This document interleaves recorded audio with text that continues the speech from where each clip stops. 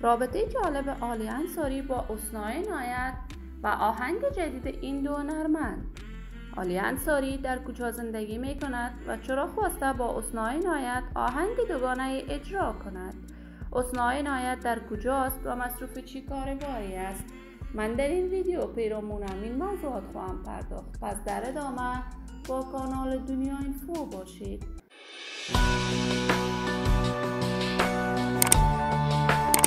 سلام، شما را خوش آمدید میگم به یکی دیگر از ویدیوهای جذاب کانال من. برای حمایت از من علامت سابسکرایب را فشار دهید تا از ویدیوهای دیگر کانال من هم آگاه شوید. عالی انصاری هنرمند موفق، تازه کار و صدای سریله که در میان هنرمندان تازه کار و جوان کشور و یکبارگی نامش گل کرده است.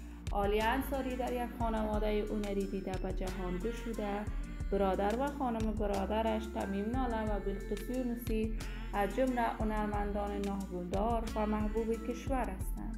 عالی انصاری در سن طفولیت افغانستان را به مقصد اروپا ترک کرد.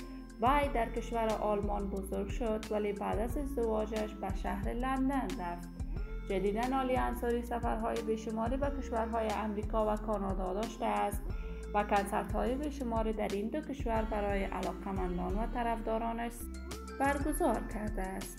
جدیداً عالی انصاری خواسته با حسنای عنایت خواهر غزال عنایت کنسرت مشترکی را در کشور استرالیا برگزار کند. این همه در حالی است که حسنای عنایت هم از جمله هنرمندان تازه کار کشور است که نه چندان محبوبیت خوب هنری دارد.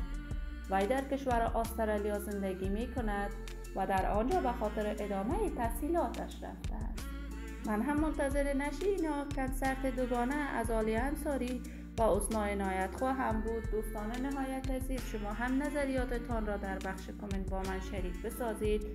این ویدیو را با دوستداران و علاقه‌مندان عالی انصاری و حسنای عنایت به اشتراک بگذارید. اگر تا هنوز عضو کانال من نشدید، پس برای دوست شدن با کانال من علامت سابسکرایب را فشار دهید. ویدیوهای من را لایک نموده و با دوستانتان به اشتراک بگذارید.